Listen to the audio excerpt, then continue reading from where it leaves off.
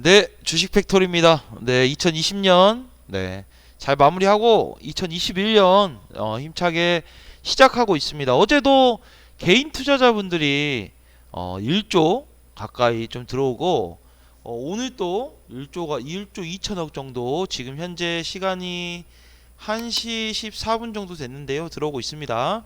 네, 유튜브, 네이버 카페, 오픈 카톡방 들어오셔서 주식 팩토리 함께 소통해 보시면 좋을 것 같습니다.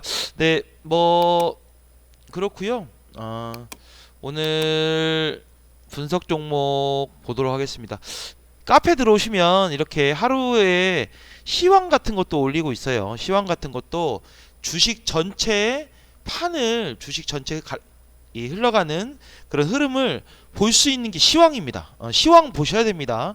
시황 보셔야지 우리 주식 시장이 어떤 방향으로 가고 있는지 좀 알 수 있습니다. 오늘 또 공장장님이 그 뭐 변종 코로나 바이러스 좀 이런 부분들 한번 봐볼까요? 한번 봐보면 좋을 것 같은데 변종 코로나 바이러스가 시장 공포를 양산하고 있다. 이런 것들이 시장의 불확실성 이런 것들이 좀 써져 있습니다. 그래서 주식 팩토리 들어오시면 주식 팩토리가 시작한 지는 별로 안 된 그런 이 회사이지만 사실 이런 종목들이 내실 있게 다 갖춰져 있습니다. 갖춰져 있기 때문에 들어오셔서 함께 소통하시면서 시황도 보시고 시장 관심 종목도 보시고 이러시면 좋을 것 같습니다. 오늘 시장 관심 종목은요. 현대로템입니다. 현대로템 분석을 해봤습니다. 현대로템이 어제 상한가를 치고 오늘 또 오르고 있죠. 오르고 있는데 이게 왜 오르지? 왜 시장 관심 종목이지? 봤는데 그런 이유가 또 있었어요. 현대로템 가보도록 합시다. 시가총액 2조 4,800억, 코스피 109위 기업입니다. 현대차 그룹에 속한 회사고 철도 사업, 방산 사업, 플랜트 사업을 영위하고 있습니다.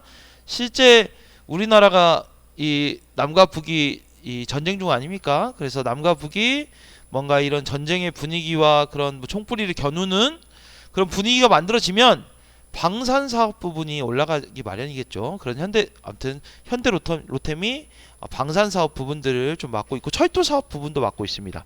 철도 사업 핵심 부분, 핵심 사업 작품, 사업 전장품 이렇게 써져 있고요. 방산 부분도 써져 있습니다. 플랜트 부분도 제철소 수주 경험을 바탕으로 턴키 공사 진출 준비 중입니다. 네, 재무 건전성입니다. 재무 건전성이 꾸준하게 매출을 보이고 있죠. 그런데 순이익을 보니까 2019년까지는 사실 마이너스였더라고요. 보니까 마이너스 운영을 하다가 2020년 들어가지고 포도시 플러스 이런 운영으로 전환이 됐더라고요. 보니까. 그리고 현금 흐름이 많이 안 좋았습니다. 실제 많이 안 좋았다가 이렇게 많이 안 좋았다가 2020년 들어서 회복을 하는 모습이 보이죠. 투자 활동도 적극 진행하지 못했던 걸로 보여집니다. 2020년에 아예 못했네요. 재무활동도 막 열심히 막 갚고 있다 이런 느낌은 아닌데 그래도 부채 상환을 열심히 하고 있는 느낌입니다. 부채 비율이 높았다가 이렇게 2020년 들어서 이렇게 안정권으로 들어오는 모습이 있습니다. 현대로템. 그래서 제가 봤을 때는 재무 건전성이 어느 정도 회복되어 있는 2020년의 추세였고 부채 비율도 어느 정도 회복된 모습을 보면 기본적으로 현대로템은 안정권이다. 이런 것들을 좀 알 수 있을 것 같습니다. 테마가 있었습니다. 테마 수도권 통근 30분 내로 단축. 2025년까지 문재인 대통령이 철도에 70조를 투자한다고 합니다. 자세한 것은 좀 이 기사 같은 거 찾아보시면 좋을 것 같은데요. 기본 저탄소 친환경 고속 열차 여기 이음 써 있죠. 이음이 저탄소 친환경 고속 열차랍니다.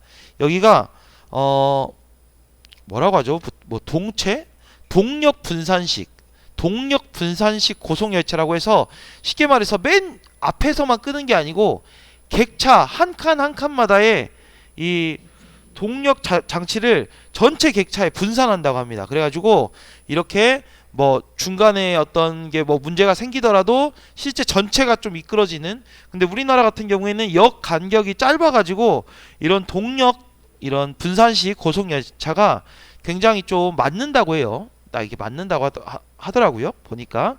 그래서 실제 이런 게 처음 이음이라는 그런 KTX 이런 기차가 나왔다, 이런 것들이 좀 테마로 좀 작용한 것 같아요. 그래서 문 대통령이 2020년까지 70조 투자한다는 것, 이런 것들도 좀 테마로 작용하는 것 같습니다. 사실 현대로템하면 익숙하지 않으신 분들이 있으실 거예요. 그런데 지하철 같은데, 그런 데 가면 다 현대로템이 만드는 겁니다. 지하철 같은데 보면은 현대로템이 다 만드는 거라 생각하시면 됩니다. 수급 분석 보도록 하겠습니다. 3년, 제가 봤을 때 여기에는 안 나와 있지만 3년 정도 쭉 주가가 하락했어요. 하락했습니다. 하락한 상황에서 이렇게 올랐죠. 그래서 위 종목의 주도 세력은 10% 이상 보유하고 있는 외국인입니다. 외국인이 주도 세력이고요. 외국인은 1년 전부터 꾸준히 매집 중이었어요. 근데 막 주도 세력의 역할을 잘하고 있다, 그런 건 아닌데 실제 보유량이 많지 않아요. 보유량이 많지 않기 때문에 10% 포도시 되는 것 같은데, 주가를 상승시키는 데는 주가를 이렇게 상승시키는 데는 외국인이 어느 정도 역할을 하고 있다, 이런 겁니다. 그리고 10% 가까이 보유하고 있는 연기금과 투신도 있습니다. 기관 투자자죠. 기관 투자자도 여기에 좀 티가 나지는 않는데, 왜 그러냐면 개인 투자자가 워낙 많다 보니까 티가 나지는 않는데 1년 전부터 연기금 같은 경우에는 매수세였고, 투신은 연기금과 외국인의 매수세에 편승한 모습을 보이더라고요. 보니까 이렇게 살짝 올라가 있죠. 편승한 모습을 보입니다. 그래서 근데 개인 투자자의 유통 주식 물량이 거의 60%가 넘어요. 그래서 넘다 보니까 이 종목을 세력들이 다 장하겠다고 볼 수 없다. 현대로템이 아무리 이 주가를 끌어올린 것도 세력들이지만 세력들이 이 종목을 다 장하겠다고 볼 수는 없다, 이겁니다. 세력들이 주가를 끌어올리면서 개인들의 물량을 세력들이 매집하고 있는 걸로 보입니다. 그래서 1월 4일 주가를 끌어올린 것도 실제 개인 투자자가 아니에요. 세력들이에요. 전 사실 이런 부분에서 굉장히 안타까운 게, 이런 상승장에서 개인 투자자분들이 이런 장기적인 그런 관점을 가지고 좀 있으면은 사실 더 많이 수익을 창출할 수 있는데, 더 많은 수익을 낼 수 있는데, 사실 어제 어느 정도 오르니까 팔고 오늘까지 올라요.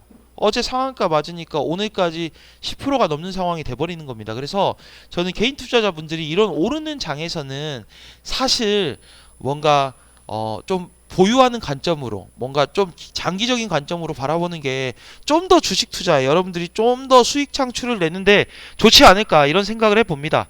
의견입니다. 테마로 인해 급등을 했어요. 어제와 오늘 급등했습니다. 그래서 주가가 좀 재조정될 때 투자하는 걸 추천드린다. 그리고 장기적으로 정부가 지원해주는 호재입니다. 이거는 호재가 맞아요. 단기적 관점보다는 있는 호재죠. 있는 호재. 그리고 세력들이 올리는 호재입니다. 그래서 단기적 관점보다는 장기적 관점으로 투자하는 걸 추천드리고요. 세력들 움직임 봐야 되는 것은 외국인과 연기금입니다. 외국인과 연기금 잘 주시하면서 투자에 임하시면 좋을 것 같습니다.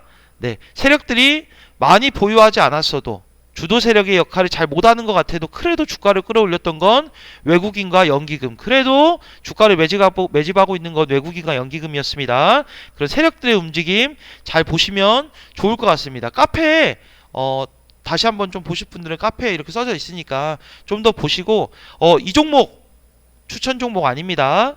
네, 시장 관심 종목을 분석한 것 뿐입니다. 분석한 거니까 그렇게 아시면 좋을 것 같고요.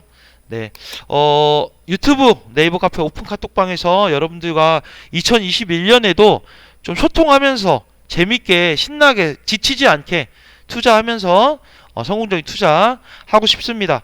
마음 편한 주식 투자, 세력 수급 분석의 선두주자 주식팩토리와 함께 해주시면 감사하겠습니다. 오늘 또 장은 끝나지 않았지만 수고 많으셨습니다.